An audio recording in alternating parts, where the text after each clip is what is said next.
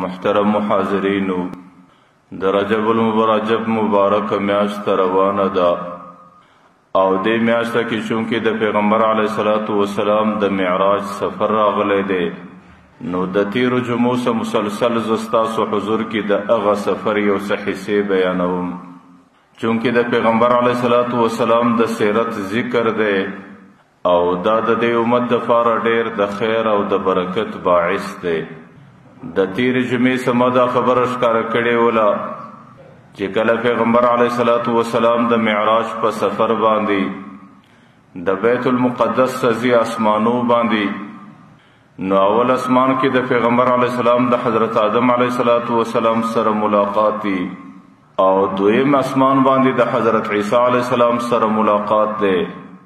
او دریم اسمان باندې د حضرت یحیی علیه الصلاة والسلام سره ملاقات دی. څلورم اسمان باندې د حضرت ادریس علیه الصلاة والسلام سره ملاقات دی او پنځم اسمان باندې د حضرت هارون علیه السلام سره ملاقات دی او شپږم اسمان باندې د حضرت موسی علیه الصلاة والسلام سره ملاقات دی او اووم اسمان باندې د حضرت ابراهیم علیه الصلاة والسلام ملاقات دی. چې کله پیغمبر علیه الصلاة والسلام د دې ټولو اسمانو څخه تیر سو، د دې ټولو ملاقاتو څخه تیر سو، نو د اسمانو څخه سربیره الله تعالی بیت المعمور ته پیغمبر علیه السلام ورساوی پر اووم اسمان باندې او پیغمبر علیه الصلاة والسلام بیت المعمور ته ننوته. د هغې د ننوتلو څخه وروسته یو فرشته اذان کوي او په آسماني قبله کې چې بیت المعمور دی، پیغمبر علیه الصلاة والسلام هلته فرشتو ته امامت ورکوي. نو په مځکه باندې بیت المقدس کې د ټولو انبیاو امامت پیغمبر علیه الصلاة والسلام کوي او په بیت المعمور مکه کې چې آسماني مکه ده، د فرشتو مکه ده، هلته د ټولو ملایکو امامت کوي. چې کله پیغمبر علیه الصلاة والسلام د بیت المعمور څخه د باندې راوځي، نو دې وخت کې الله تعالی پیغمبر علیه الصلاة والسلام ته درې خطاب ورکوي، درې اوصاف ورکوي او ته یا محمد انک سید المرسلین، اے محمد یو خطاب و صفت دی داسو چې د ټولو انبیاء و مرسلین و سرداری ستا په نصیب کې راله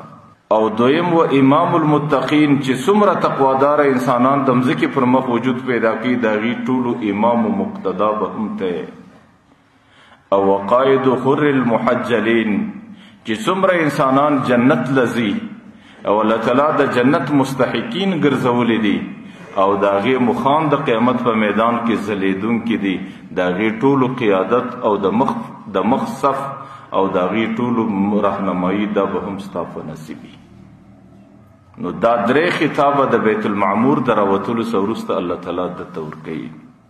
چې د ټولو انبیاو سرداري ده او د ټولو متقي انسانانو امامت دی او د ټولو جنتیانو قیادت او مشرتوب دی چې هغوی به ټول ستا په مشرتوب کې جنت لځي. لکه پیغمبر علیه الصلاة والسلام یو بل ځای کې حدیث مبارک وایي انا قائدهم اذا وفدوا،